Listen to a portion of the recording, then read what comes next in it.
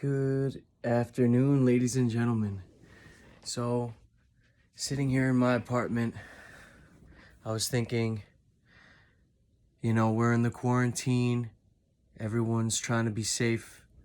What are 5 ways we can be more productive and utilize our time to make ourselves feel full and awesome?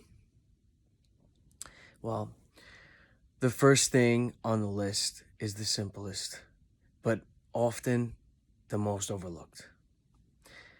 It is to wake up early and have 2 cups of water. You just roll out of bed. The first thing that you do is go and grab 2 cups of water and drink those before you do anything else.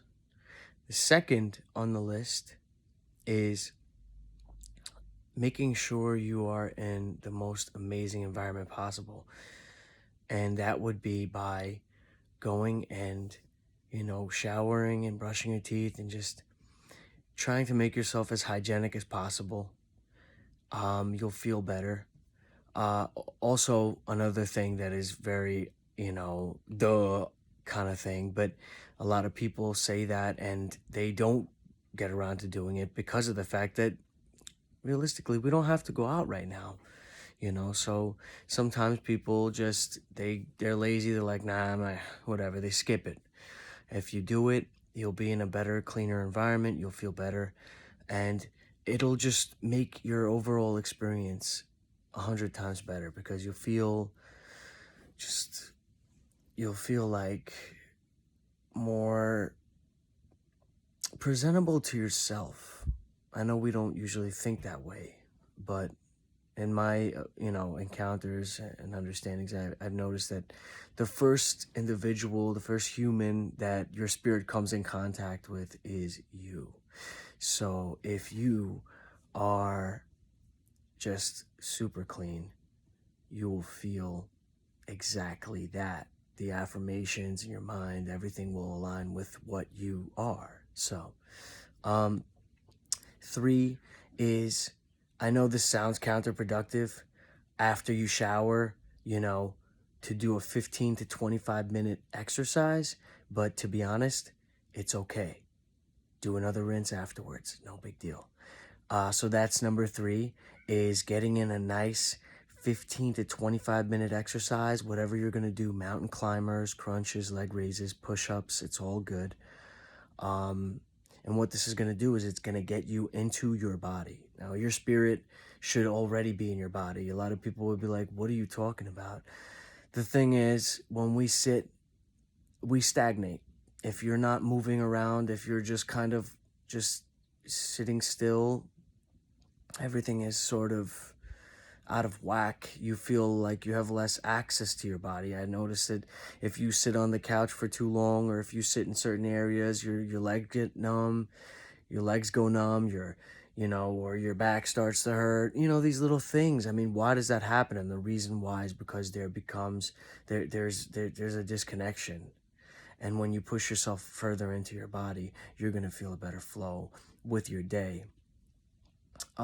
It's so easy in times like this for us to be like the stone that is constantly getting eroded by water under a waterfall, and that water is just wearing away at the stone, and that manifests itself in habits of stagnation. So and it's the opposite of the flowing water. So if you're sitting and watching too much Netflix, you're scrolling through Facebook too fast, you're just constantly in the same motion, your nerves just get like this and they can't let go, and you just get stuck in this nervous way and you can't sleep and you feel terrible. And what you want to do to feel better is to allow your nerves to relax. And one of the best ways to get your nerves to relax is to take control of those nerves. And by working out and assigning a task or a duty, like an exercise, for 15 to 25 minutes, you're not going to overexhaust yourself, but you're going to reclaim those nerves. You're going to reclaim the cells in your body, the tissues in your body as your own. And it happens that way sometimes when we act out in these ways that we are able to assign more designation to the things that we own, meaning our tissues, our muscles, everything, our joints, our bones. Um, Number 4, get yourself relaxed. So after you do a workout, it's nice. You just claimed all of the tissues of your body. You're getting yourself, your immunity boosted, but now it's very important to now take it a step down, take it a notch down. Afterwards, you want to relax. You want to relax the system. One of the best ways, if you have a bathtub, I love to, you know, I love to shower, and then I love to, afterwards, I love to soak in the bathtub, or, soak in the bathtub and then shower. Either or is perfectly fine. But what it does is it forces your nerves to have a uniformity. So, what I would say is find a nice space, whether it's on the floor, lay flat out on the floor, or you can soak in your bathtub. What this is going to do is it's going to take your nerves from this, and it's going to slowly kind of just let them ease up and relax into a more peaceful, calm state. And if you have any areas of pain, here's a little challenge, and I'm going to make another video about how, we can further, get into in depth of this topic, but we can actually heal our own bodies. And if you have an area of pain while you're in the bathtub, is a perfect time when you're relaxed and you're calm to just take a second and try to identify the coordinate of the center of that pain. What is the center point of that pain? And just, map out an outline. If it's like a ball or whatever type of shape that the pain is, find the center of that. And imagine that there's perforated holes in that area of pain as though it was a solid object, because a lot of the times when we have pain, it feels dense, it feels heavy, it feels more solid than the rest of our body. When you're feeling good, everything's light and airy. When you're having pain, it's dense, it's low vibrational. And if you can breathe through those perforated holes as though your lungs were that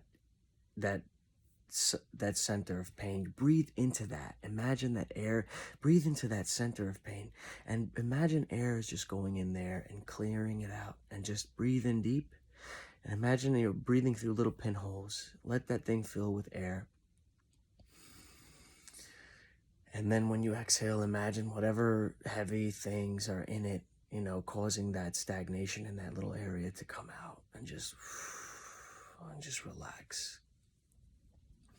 And just really just allow yourself to sort of zen out.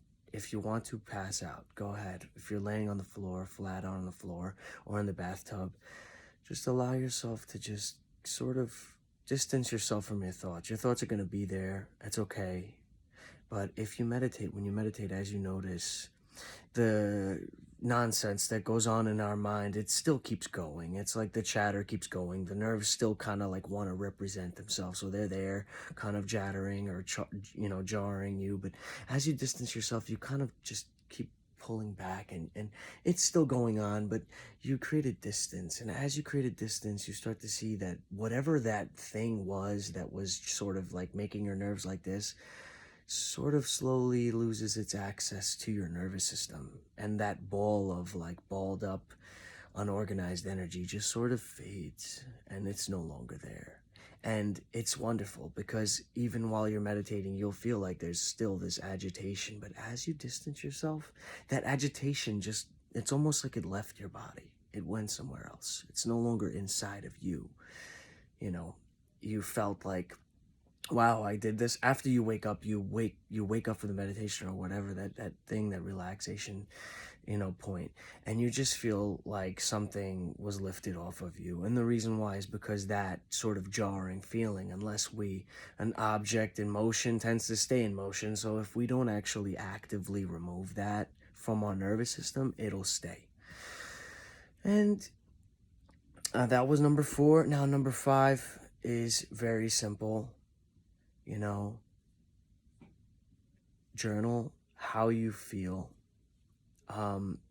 I love to do this. I love to post stuff on, Facebook or, social media. But I also noticed that I feel better when I journal, when I write something about how I felt in the experience that I just, committed to. And just write how this affected you, because if you can write how each little step made you feel better, it's going to solidify a reason for you to continue to do it. And as that balled up energy, as we distance ourselves from the balled up energy, when you journal and you commit to doing something, you sort of are creating a standard that you're going to live in that state of existence. You're going to live in that cleaner, better world, and you're going to distance yourself from habits that make you feel balled up, and you're going to kind of push that away, and you're going to anchor yourself in these new habits, and you're going to set a standard, and you're going to be able to, assimilate a reason for, continuing this. So that was my 5 ways to boost your self, your feelings while you're in quarantine.